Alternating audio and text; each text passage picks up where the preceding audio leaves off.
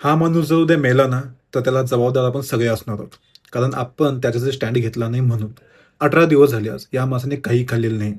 तुम्ही एक वेळचं जेवण चुकून बघा बरं, किती त्रास होतो ते आणि या माणसाने 18 दिवस झालं काही खाल्लेलं नाही, अन्नाचा एक घासही नाही. पण खरं सांगायचं तर ना, निव्वळ वेडा माणूस आहे, जो 18 दिवसांपासून उपोषणावर बसलाय. कोणासाठी बसलाय हा? आपल्या इंडियन्ससाठी? आपल्या लोकांसाठी? अरे, आपल्या इंडियन्सला काही घंटा फरक पडत नाही. सगळ्यांचे डोळे बंद आहेत. चांगल्या गोष्टी दिसतच नाहीत आपल्याला.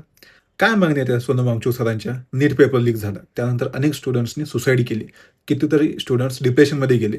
पण याची जबाबदारी अजूनही कोणी घेत नाही. त्यामुळे एज्युकेशन मिनिस्टर यांनी रिस्पॉन्सिबिलिटी घ्यावी आणि रिझाइन करावं.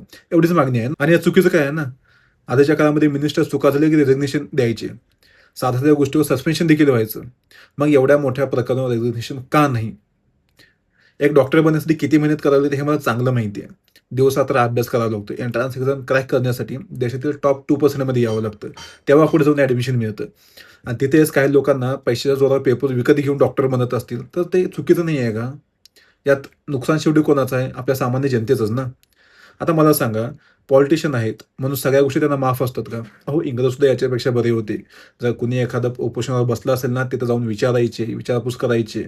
पण आता सध्या साधं तेही होत नाही, कंप्लीटली इग्नोर केलं जातंय. आणि डेमोक्रेसीचा आपला फोर्थ पिलर म्हणजे मीडिया. त्याने तर चुल्लभर पाण्यात डुबून जावं.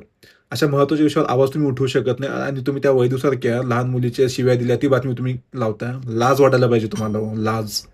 आणि सोनम वांगचूक सरांचा हा लढा कुठल्या पॉलिटिकल पार्टीच्या विरोधात नाही. हा लढा फक्त लोकशाहीचा गळा घोटणाऱ्या सिस्टम विरुद्ध आहे. प्लीज हा व्हिडिओ जास्तीत जास्त शेअर करा आणि सोनम वांगचूक सर यांना सपोर्ट करा. Don't let him die. He is a jam.